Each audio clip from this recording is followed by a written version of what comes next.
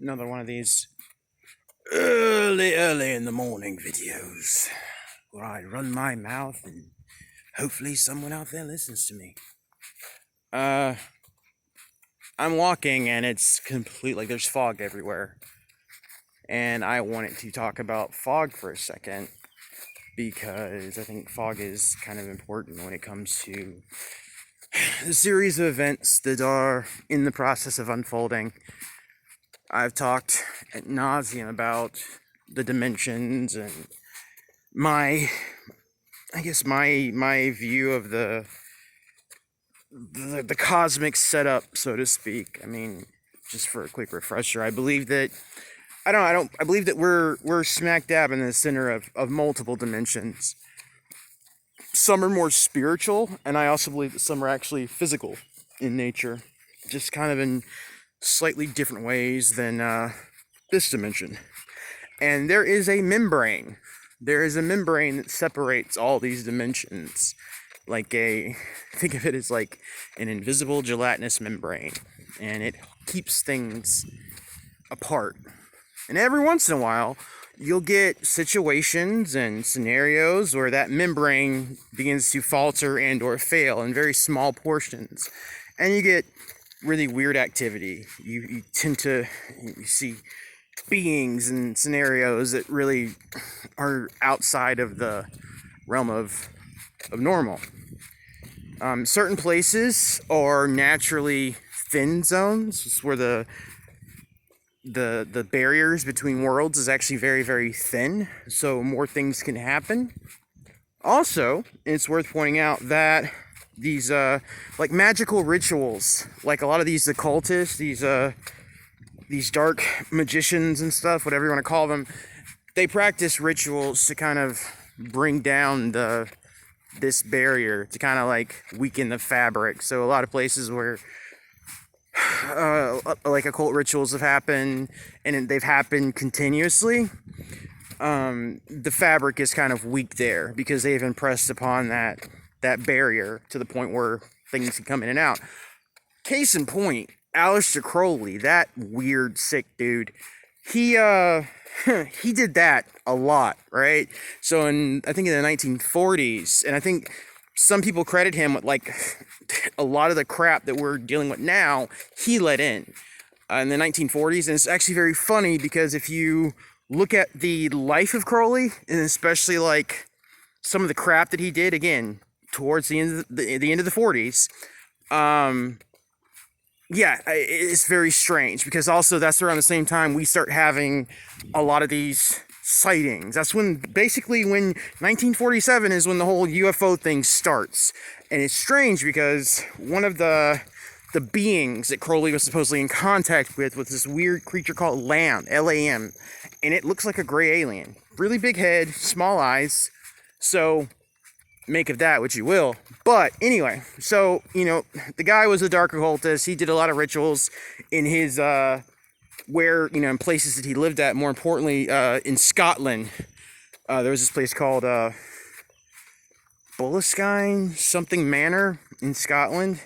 That place is an absolute like fright show because so many dark rituals were done there that I mean, the place is just open to all kinds of stuff. And a lot of people even connect, like, the Loch Ness Monster to Crowley, even though I think there were legends of the Loch Ness Monster before that, but possibly it was something he even let through. So, anyway, we are at a point now. Trust me, I'm going to get to the fog thing. We're at a point now where the dimensions are collapsing. Everything's collapsing in on itself. So, it's just all going to start to run together.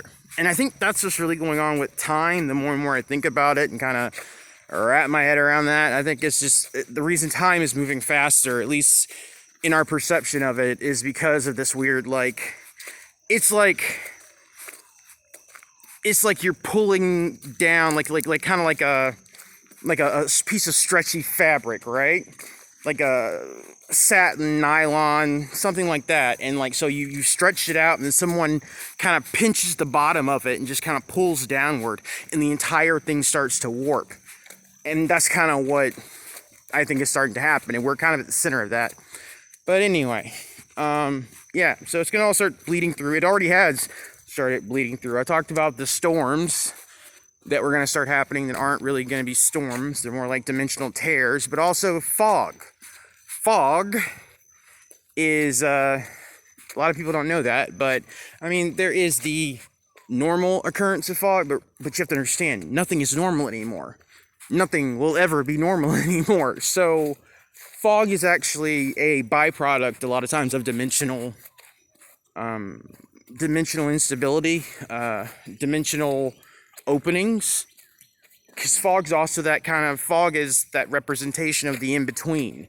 That's why I mean it's neither air nor water. It's this weird thing that's in between.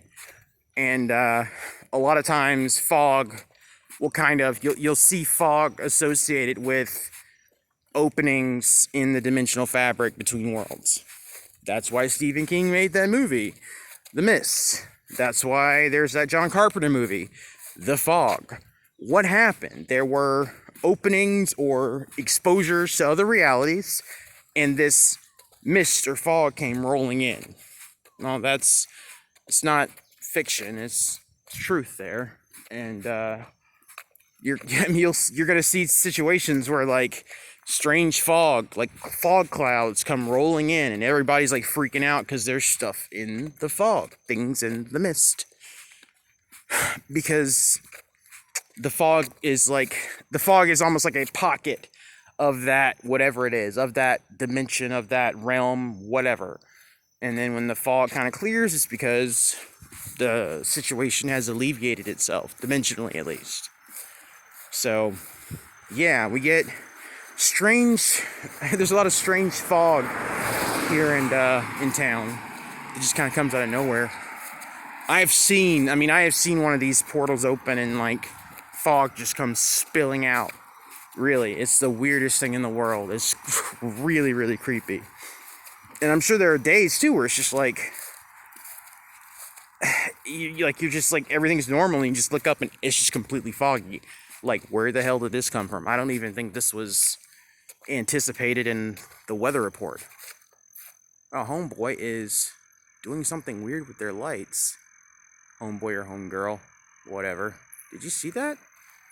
They just like flashed their lights and then one of them did something weird. Whatever. These people, man. It never ends. Hello. Anyway, so yeah, that's my thought for the morning. How are you guys doing? I hope you're doing well. I will talk to you when I talk to you. And as always, I really appreciate the interaction and all the cool comments, and you guys are awesome in my book. I will talk to you later. Peace.